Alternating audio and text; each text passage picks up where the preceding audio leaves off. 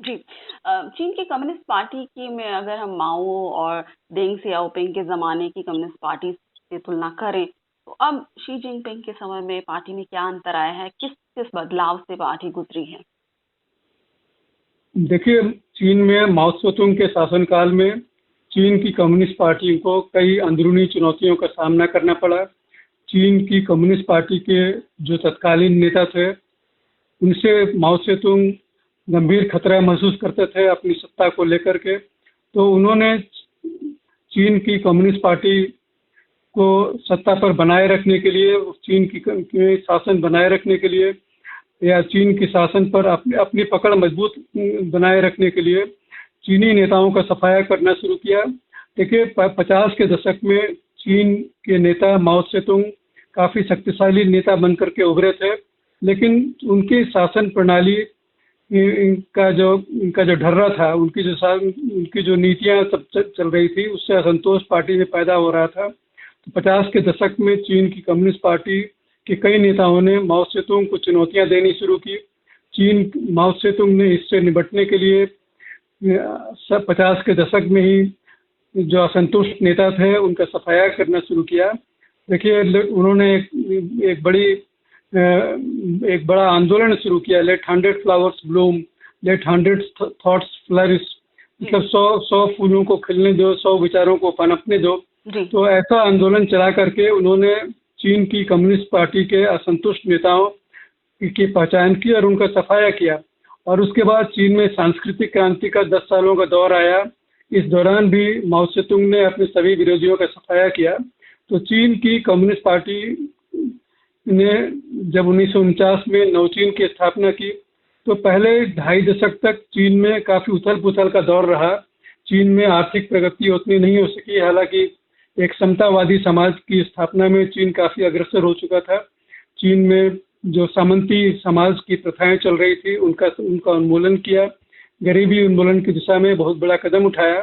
लेकिन इस दौरान चीन में आर्थिक बदहाली की स्थिति भी देखने को मिली। चीन में बहुत बड़ा अकाल आया। सांस्कृतिक क्रांति के दौरान लाखों लोग मौत के शिकार हो गए। तो चीन की कम्युनिस्ट पार्टी को अंदर से भी कई चुनौतियां मिली। इसके बावजूद चीन की पार्टी आज एक शक्तिशाली पार्टी के तौर पर खड़ी हो चुकी है। अभी आपने तंग शाओपिंग का नाम लिया। देखिए, 1976 में माओ त्से-तुंग का जब निधन हुआ, उसके बाद चीन के नेता हुआ को अफेंग ने चीन की कम्युनिस्ट पार्टी के शासन का दायित्व संभाला। चीन के राष्ट्रपति बनाए गए। लेकिन चीन के तत्कालीन राष्ट्रपति हुआ को अफेंग ने तंग शाओपिंग को सत्ता में वापस बुलाया। तंग शाओपिंग माओ त्से-तुंग के विरोधी माने जाते थे। तंग शाओपिंग को उन्होंने गाँव में श्रम करने भेज दिया था, एक दंडित करने के इरादे से। लेकिन तंग शाओपिंग को हुआ को अफेंग ने सत्ता में वापस बुलाया और तंग शाओपिंग को सारी जिम्मेदारियां संभाली। तंग शाओपिंग ने कम्युनिस्ट पार्टी के जो मूल आदर्श हैं, जो मूल विचार हैं, उनका त्याग करके पूंजीवादी रास्ता अपनाया और चीन को पूंजीवाद की राह पर लेकर आगे बढ़ाया। चीन की कम्युनिस्ट पार्टी केवल नाम की कम्युनिस्ट पार्टी रह गई थी। चीन ने पूंजीवाद के सारे लक्षण अपनाने शुरू किए, सारी व्यवस्थाएं अपनानी शुरू की और चीन को पूंजीवाद के ढर्रे पर आगे बढ़ा करके चीन को एक आर्थिक ताकत बनाने में बड़ी कामयाबी पाई। जी। तो आपने भी चीन में एक लंबा समय बिताया है। 80 के दशक में आप चीन में रहे हैं। चीन में पिछले दशकों में कई बदलाव आए हैं।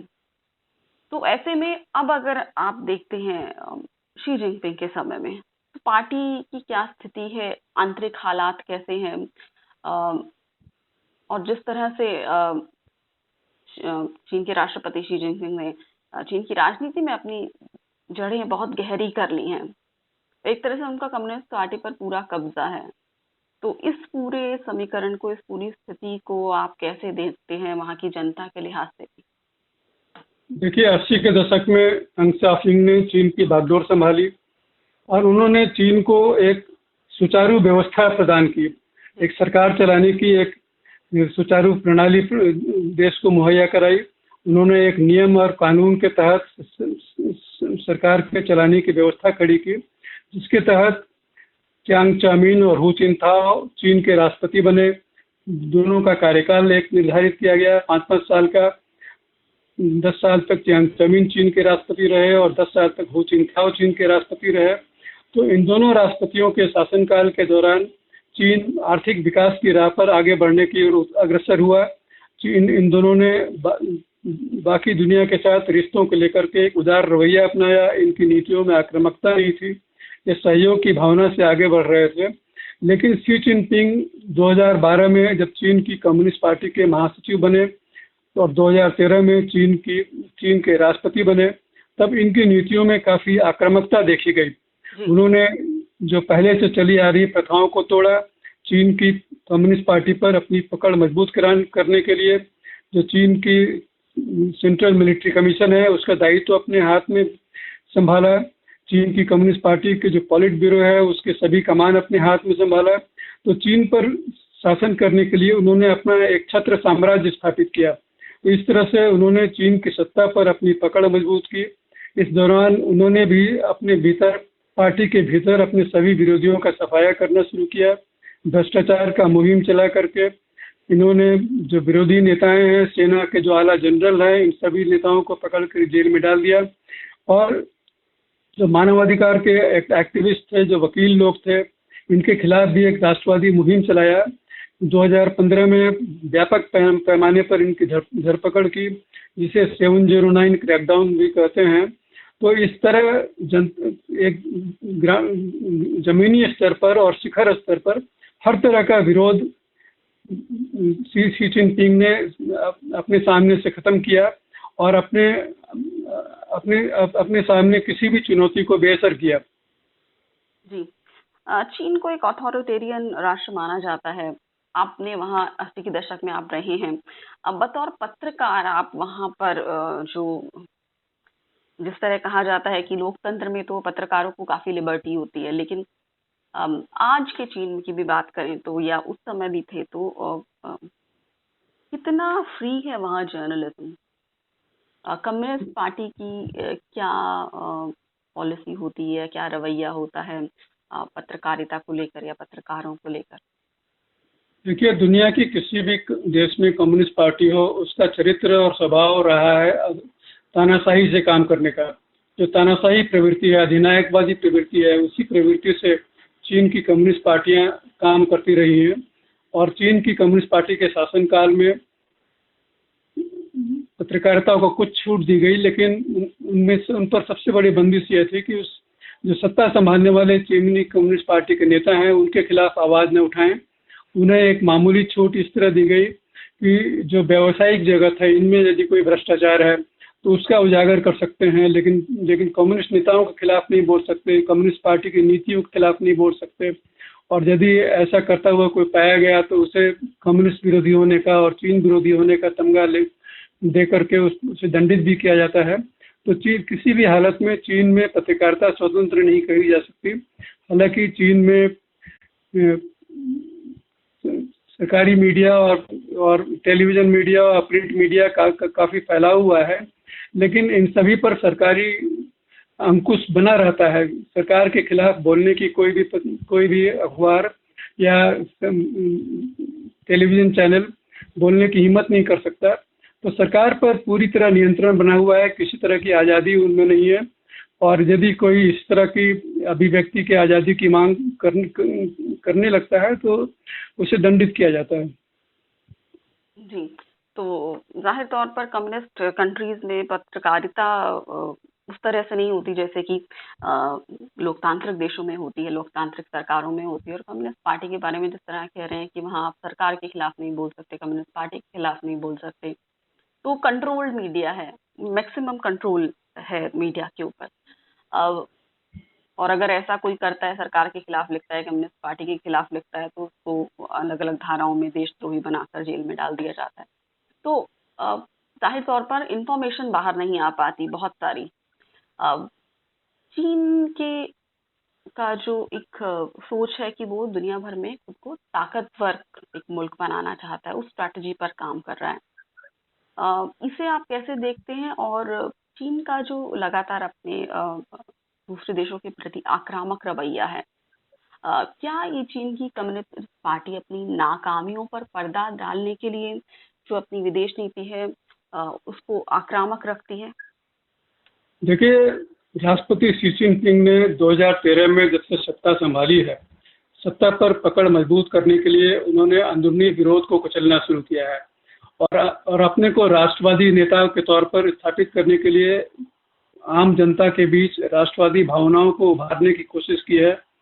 राष्ट्रवादी भावनाओं को उभारने के लिए चीन के राष्ट्रपति ने एक आक्रामक विदेश नीति अपनाई, जिसे उल्फ वॉरियर डिप्लोमेसी भी कहते हैं। उन्होंने अपनी विदेश नीति में आक्रामकता ला करके चीन की जनता के बीच अपनी वाहवाही लूटने की कोशिश की।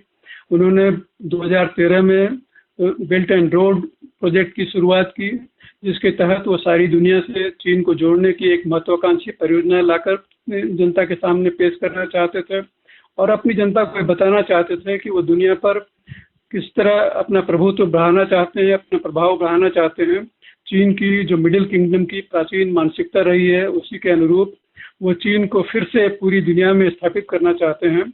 देखिए, चीन की सरकार संभालने के बाद राष्ट्रपति शी जिनपिंग ने जितना आक्रामक रवैया अपनाया है बाकी दुनिया के साथ, उससे सारी दुनिया चिंतित हो गई है। और लेकिन अपने देश की जनता के बीच चीन के राष्ट्रपति इस तरह लोकप्रिय होने की कोशिश कर रहे हैं कि वो चीन के लोगों को एक सपना दिखाने की कोशिश करते हैं, एक चाइना ड्रीम की बात करते हैं। चाइना ड्रीम का मतलब है कि चीन की स्थापना की 100वीं सालगिरह मनाई जाएगी 2049 में, तब वो चीन को दुनिया के सबसे शक्तिशाली राष्ट्र के तौर पर स्थापित करने का सपना चीन की जनता को दिखा रहे हैं। वो बताना चाहते हैं चीन की जनता को कि वो अमेरिका से भी बड़ी ताकत बनना चाहते हैं, नंबर 1 पावरफुल कंट्री बनना चाहते हैं दुनिया के। तो चीन की जनता को ये सपना दिखा करके चीन के राष्ट्रपति चीन की सत्ता पर अपनी पकड़ मजबूत करने और चीन का आजीवन राष्ट्रपति बनने की दिशा में अग्रसर हो चुके हैं। देखिए, चीन के राष्ट्रपति शी जिनपिंग ने सत्ता संभालने के बाद जो पुरानी प्रथाएं तोड़ी कि कोई भी राष्ट्रपति 2 बार से अधिक राष्ट्रपति नहीं बना रह सकता, उन्होंने इस नियम को तोड़वाया, संविधान में संशोधन किया और आजीवन राष्ट्रपति बने रहने का अपना रास्ता साफ कर लिया। जी। और मैं आपसे ये भी समझना चाहूंगी रंजीत जी, कि जब फेमिनिज्म की बात आती है और या वुमेन्स मूवमेंट की बात आती है चाइना में, क्योंकि ये भी कहा जाता है कि माओ ने एक बार कहा था कि women hold up half the sky, but क्या अभी भी जो फेमिनिस्ट हैं चाइना में वो बहुत ही उनको कोई दर्जा नहीं मिला, कोई जगह नहीं मिली? और अगर सत्ता में भी बात करें तो महिलाओं की क्या स्थिति है, चाहे पॉलिटिकल पार्टिसिपेशन की बात हो, कम्युनिस्ट पार्टी का महिलाओं के प्रति क्या रवैया रहता है, चाहे जो पावरफुल पोजीशंस की बात आती है तब? देखिए, चीन में कम्युनिस्ट शासन के दौरान महिलाओं का उत्थान काफी अधिक हुआ। महिलाओं को पहली बार पुरुष की बराबरी का सम्मान मिला, पुरुष के बराबर खड़े होने का मौका मिला, समाज की आर्थिक गतिविधियों में और सरकार की अन्य गतिविधियों में महिलाओं को बराबरी की भूमिका दिखाने का मौका मिला। हालांकि चीन की राजनीति में महिलाएं काफी अधिक अग्रसर नहीं हो पाई हैं, लेकिन चीन के समाज में, चीन की अर्थव्यवस्था में और चीन की अन्य सरकारी व्यवस्थाओं में चीन की महिलाओं की बराबर की भूमिका हम कह सकते हैं। वे समाज की सभी गतिविधियों में बराबर की भूमिका निभा रही है, सब पुरुषों के साथ कंधे से कंधा मिला करके चीन के विकास में अपना योगदान दे रही है। देखिए, जो चीन में या दूसरे देशों में भी जिन नौकरियों पर पुरुषों का वर्चस्व माना जाता था, चीन ने उन्हें तोड़ा। चीन ने महिलाओं को वे मौके प्रदान किए जो पुरुषों के लिए हासिल होते थे। देखिए, जो आम बातें हैं, जो छोटी बातें हैं, जैसे बसों की ड्राइवर बनना या किसी बिल्डिंग की चौकीदारी करना, तो इस तरह की भूमिकाएं वहां पर महिलाओं को भी मिलने लगी। तो महिलाओं को पहली बार बराबरी का स्थान मिला। कम्युनिस्ट शासन में महिलाओं को उत्थान हुआ, इसमें कोई संदेह नहीं है। जी, लेकिन खबरें ऐसी आती हैं कि अब भी जो महिलाएं हैं वो बहुत सब्जुगेशन फेस करती हैं, कहीं ना कहीं फेमिनिस्ट जो है वो बड़ा क्लैम्प डाउन फेस करती हैं। बहुत सारे उन्हें उतना खुल के बोलने की आज़ादी तो क्या चाइनीज समाज में है भी नहीं। किसी को भी नहीं है इतनी। लेकिन वहाँ जो फेमिनिस्ट मूवमेंट है वो उसे दबाया गया। देखिए, चीन की जो अगर हम प्राचीन मानसिकता को देखें तो महिलाओं को हमेशा पुरुषों के अधीन माना जाता रहा है। वो मानसिकता किसी न किसी तौर पर बरकरार है। इसे खत्म करने में काफी वक्त लगेगा, लेकिन यदि दुनिया के अन्य देशों से हम तुलना करें तो निश्चित तौर पर हम देखेंगे कि वहाँ पर महिलाओं को काफी अधिकार मिले हैं। जी। चीन की महिलाएं पुरुषों के समकक्ष खड़ी होकर के कंधे से कंधे मिला करके अपनी भूमिका निभा रही है और उन्हें वो बराबरी का मौका मिला है, इसमें कोई संदेह नहीं है। लेकिन जिस फेमिनिस्ट मूवमेंट की बात आप कर रहे हैं वो केवल महिलाओं के अधिकारों तक सुरक्षित सीमित है, तब इसमें कोई सरकार को कोई परेशानी नहीं है। लेकिन जब उसमें राजनीति की बू आने लगती है तब सरकार चिंतित हो जाती है और उसे दबाने की कोशिश करती है। जी।